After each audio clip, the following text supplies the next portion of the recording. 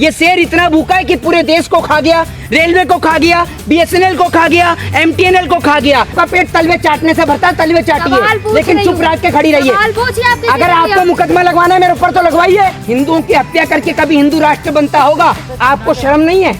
आपको शर्म नहीं है कि इतनी देश में महंगाई है और वो कह रहे हैं राष्ट्र में महंगाई है? मैंने एक कहावत जो कही थी ना, वो इन जैसे पत्रकारों पे लागू होती है कि आपका पेट तो तलवे चाटने से भर जाएगा, लेकिन वो माँ अपने बच्चों का पेट कैसे भरे जिसमें आटे के ऊपर, गैस के ऊपर, नमक के ऊपर, चीनी के ऊपर, दाल के ऊपर और तमाम चीजों के ऊपर आपने GST लगा दी है। भाजपा के जितने भी दलाल है ना, सबको नाम से और चेहरे से पहचान लेता हूँ मैं, ठीक है ना? तो आप हमें मत सिखाइए कि राष्ट्रहित कैसे कहते हैं। हिंदूधारी नेता, समझ रहे हैं, हिंदूवादी नेता योगी आदित्यनाथ उर्फ अजय सिंह बिष्ट लुलु मॉल में यूसुफ भाई की गाड़ी में घूम रहे हैं, ताता थैया करते हुए। देख नहीं रहे हैं? तब आपका हिंदूवादी नहीं नेता जागा।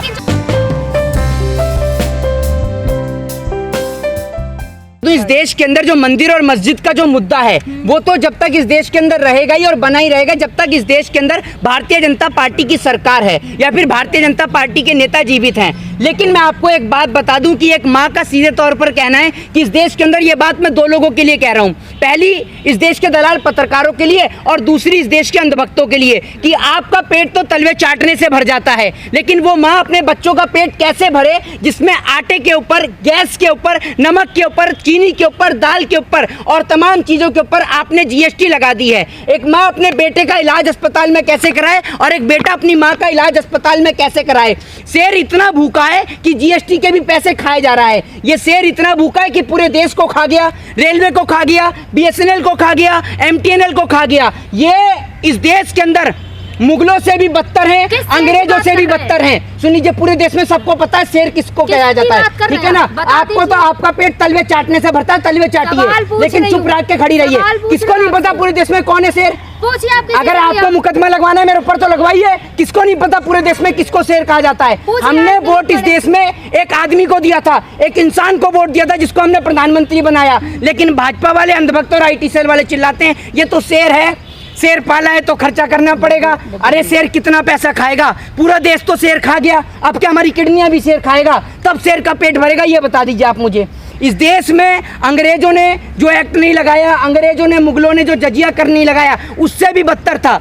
किसी भी शासक ने और किसी भी अंग्रेज सिपाही ने, अंग्रेज गवर्नर ने, किसी ने भी इस देश के अंदर रोटी के ऊपर टैक्स नहीं लगाया, लेकिन वो काम इस देश के इकलौते प्रधानमंत्री नरेंद्र मोदी जी ने करके दिखाया है। आटा, दाल, चावल, गुड़, गेहूं, बाजरा, इन पर 5% की GST जो है वो वसूली जाएगी। अस्पताल में कमरे के ऊपर जो है वो 5% की GST वसूली जाएगी। होटल में कमरे पर 1000 रुपये वाले कमरे पर 12% की GST वसूली जाएगी। ब्लड पेपर, कैंची, पेंसिल, शॉर्पनर, चम्मच, इन पर 18% GST। अब आप समझ लीजिए इसमें पेंसिल भी है, क्योंकि अगर पढ़ेगा इंडिया तो भाजपा के अनपढ़, जाहिल, गवार और जो नेता इस देश के अंदर देश के जवानों को चौकीदार बना रहे हैं, उन नेताओं से सवाल पूछेगा इंडिया। लेकिन भारतीय जनता पार्टी के तमाम अनपढ़, जाहिल और गवार नेताओं के पास इस सवाल का ना तो कोई जवाब है और ना वो कभी जवाब दे पाएंगे। वित्त मंत्री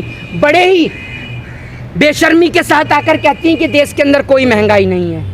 ये जो GST लग रही है, ये गरीब आदमी से पूछिए कि वो 2 वक्त की रोटी कैसे खाता है। आपका क्या है? आप तो ऑडी, मर्सिडीज, रेंज रोवर और फरारी में चढ़ती हैं, आपके नेता बड़ी बड़ी गाड़ियों में चढ़ते हैं। आपको क्या फर्क पड़ता है? आपको कोई फर्क नहीं है। अब मथुरा का ये केस सामने आया है कि ये ठेले पे कूड़े वाले जो थे वो नरेंद्र मोदी और योगी जी का फोटो ले जा रहे थे, तो सस्पेंड कर दिया गया।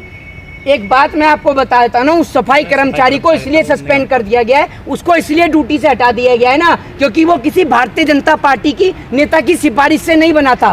पहले ही तो ये देश बहुत साफ है, ठीक है ना? अब आप सफाई कर्मचारियों को भी निलंबित करेंगे तो सबसे पहले तो आप जाकर अपने जो कार्यकर्ता हैं, जो आपके कार्यकर्ता पोस्टर लगाते हैं, आपके कार्यकर्ता होर्डिंग लगाकर पोस्टर लगा के देश की दीवारों को गंदा करने का काम करते हैं। एक तरफ योगी जी का फोटो साफ किया गया और उसको बर्खास्त किया गया जॉब से, वहीं लगातार न्यूज़पेपर में हम हिंदुओं के, भगवानों के फोटो आते हैं, उस पर तो कोई कार्रवाई नहीं। मैं आपको भाई बिल्कुल, मैं आपको भाई बताना चाहूंगा, इनको हिंदू धर्म से कोई प्रेम ही नहीं है। अगर ये हिंदू हितैषी होते तो बोलते ना, वरना आप जाकर देख लीजिए बाथरूम के बाहर वहां पर इन्होंने भगवान जी के पोस्टर के साथ में लगा रखा है। अब आप ये मुझे बताइए, जब शौचालय के बाहर, बाथरूम के बाहर भगवान जी के पोस्टर लगते हैं और ये लोग राम जी का फोटो पोस्टर पे लगाते हैं और उसके बाद राम जी का जो चेहरा है वो लोगों के पैर में आता है। ठीक है, आप सीधे तौर पर देखिए, इस देश के अंदर जब भगवान को अपमानित किया जाता है, देश के संविधान निर्माता की फोटो पोस्टर पे लगती है, वो पैरों में आता है, तब उनको अपमानित किया जाता है जिन्होंने इस देश के लोगों को बोलने का राइट दिया,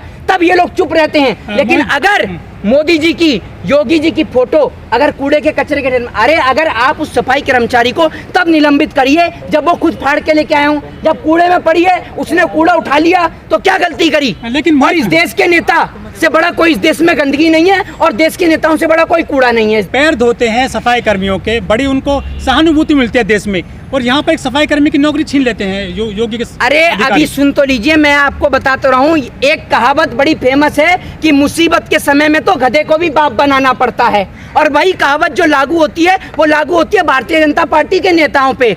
जब इनकी कुर्सी खतरे में आती है तो हिंदू खतरे में, पूरे देश का हिंदू खतरे में आ जाता है। जब बीजेपी की कुर्सी खतरे में आती है, जब तक इस देश में बीजेपी जिंदा है तब तक हिंदुओं की हत्या होती रहेगी, क्योंकि जब जब हिंदुओं की हत्या होती है तब तब बीजेपी को वोट मिलता है। क्योंकि अगर हिंदुओं की हत्या नहीं होगी तो भाजपा सत्ता में नहीं आएगी। भाजपा का सत्ता में आने का रास्ता हिंदुओं की हत्याओं से होकर जाता है। आप कह रहे हैं हिंदुओं की हत्या, लेकिन हिंदू राष्ट्र तो बना रहे हैं ना। हिंदुओं की हत्या करके कभी हिंदू राष्ट्र बनता होगा? मैंने एक कहावत जो कही थी ना, वो इन जैसे पत्रकारों पे लागू होती है कि आपका पेट तो तलवे चाटने से भर जाएगा, लेकिन वो माँ अपने बच्चों का पेट कैसे भरेगी जिस पे आपने जीएसटी लगा दी, गैस पे आपने जीएसटी लगा दी, बाजरे पे आपने जीएसटी लगा दी और तमाम चीजों पर आपने जीएसटी लगा दी। राष्ट्र हित के लिए है सब चीजें। हाँ जी, राष्ट्र हित के लिए। अरे अगर राष्ट्र हित के लिए है तो आप तो ज्यादा कमाते हैं, आप भी तो खूब दलाली कर रहे हैं, सरकार की दलाली कर रहे हैं। तो राष्ट्र हित में उस माँ के घर पे जाकर राशन भरवा दीजिए जो माँ सड़क पे बैठती है, जो माँ, जो सुन लीजिए, जो माँ सुबह जाकर अस्पताल की सफाई करती है या किसी के घर के बर्तन मांजती है, तब जाके अपने बेटे को, अपने बच्चे को 2 वक्त की रोटी खिलाती है। आपने तो बोल दिया राष्ट्रहित। मोदी जी को। अरे सुन लीजिए, आप बताएंगे राष्ट्रहित किसे कहते हैं? हैं? कांधार हाईजैक किसने कराया? पुलवामा अटैक किसकी सरकार में हुआ?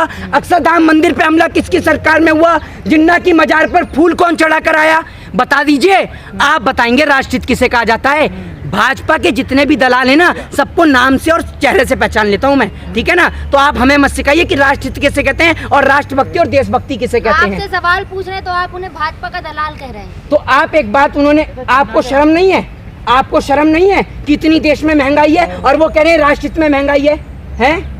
मोदी जी कहते हैं भाई, सुन लीजिए मेरी बात। मोदी जी के भक्त। अरे मोदी जी कहते हैं मोदी जी के भक्तों का पेट भी तलवे चाटने से भरता है। हाँ। आप एक बात मुझे बताइए, अगर राष्ट्रहित में ही इतनी महंगाई है तो राष्ट्रहित में कोई नेता, कोई सांसद अपनी पेंशन छोड़ के दिखा दे, मैं मान जाऊंगा।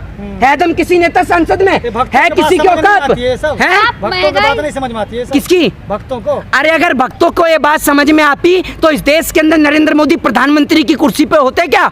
इस देश में, उत्तर प्रदेश में योगी आदित्यनाथ दोबारा मुख्यमंत्री बनते क्या? देश के जवानों को चौकीदार बनाया जाता क्या? है? महंगाई की बात केवल आप कर रहे हैं, जनता कहाँ कर रही है? जनता तो कह रही महंगाई है ही नहीं। अरे जनता को जब आप हिंदू मुसलमान में उलझाए रखेंगे, आप अपनी इस बहस को जरा शुरुआत से सुनिएगा। आपका शुरुआती दौर का क्वेश्चन ही हिंदू और मुसलमान से शुरू होता है। जब इस देश की मीडिया 24 घंटे हिंदू और मुसलमान चलाएगी तो इस देश का हिंदू भी सोचता है क्या मुझे हकीकत में खतरा है? एक आदमी जो मानसिक रूप से पूरी तरीके से ठीक है, शारीरिक रूप से पूरी तरीके से ठीक है, अगर आप उस आदमी को डेली कहेंगे तू पागल है, तू पागल है, तू पागल है, तो वो आदमी एक दिन ये सोचने को मजबूर हो जाएगा कि क्या मैं पागल हूँ? तो जब आप 24 घंटे टेलीविजन पे कार्यक्रम चलाएंगे कि भैया हिंदू खतरे में है, हिंदू खतरे में है, हिंदू खतरे में है, एक दिन तो हिंदू भी सोचने को मजबूर हो जाएगा कि हिंदू खतरे में है। फिलहाल कोई खतरे में नहीं है। भगवा हिंदूधारी नेता, समझ रहे हैं, हिंदूवादी नेता योगी आदित्यनाथ उर्फ अजय सिंह बिष्ट लुलु मॉल में यूसुफ भाई की गाड़ी में घूम रहे हैं, ताता थैया करते हुए। अच्छा। देख नहीं रहे हैं? तब आपका हिंदूवादी नहीं नेता जागा। जब सुन लीजिए, इस देश में हिंदू और मुसलमान, अमीर और गरीब के लिए है। हिंदू और मुसलमान सिर्फ गरीब के लिए, अमीर के लिए कोई हिंदू की दीवार नहीं है, कोई मुसलमान, कोई मजहब की दीवार नहीं है।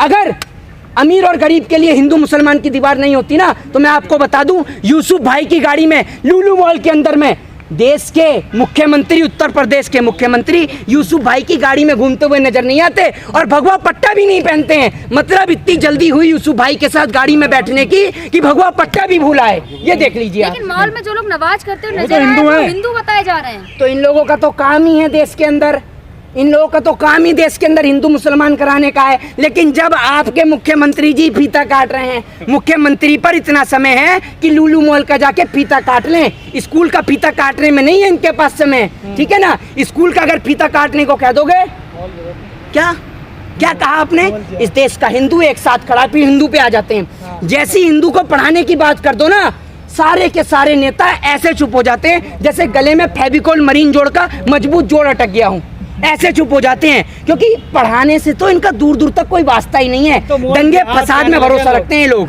मोल जिहाद करने लगे लोग। हाँ जी, जमीन जिहाद, लैंड जिहाद, मोल जिहाद। हाँ तो मैं आपको बताता रहा हूँ। तो आप ये बताइए ये कौन सा जिहाद हुआ कि लुलु मॉल में यूसुफ भाई की गाड़ी में योगी जी घूम रहे हैं, ये कौन सा जिहाद है, ये तो बता दीजिए। आप बताएंगे ना, हैं? आपसे पूछ रहे हैं। ये अंधभक्त बताएंगे, वही जिहाद ढूंढ ढूंढ के लाते हैं। उनको ज्यादा नॉलेज है जिहाद की, उनको ज्यादा नॉलेज है जिहाद की। उनको ये नहीं पता होगा रामायण के कितने श्लोक है, गीता के कितने श्लोक है, देश के कॉन्स्टिट्यूशन में उनको कौन कौन से लीगल राइट मिले हुए हैं, राइट टू एजुकेशन का राइट क्या है, राइट टू फ्रीडम का राइट क्या है, ये नहीं पता होगा। लेकिन जिहाद सारे पता है उन्हें। तो इस देश के लोगों से निवेदन है, हिंदू मुसलमान के नाम पर नहीं, देश के अंदर रोजी रोटी और बेरोजगारी के नाम पर लड़े। जय हिंद, जय भारत, वंदे मातरम।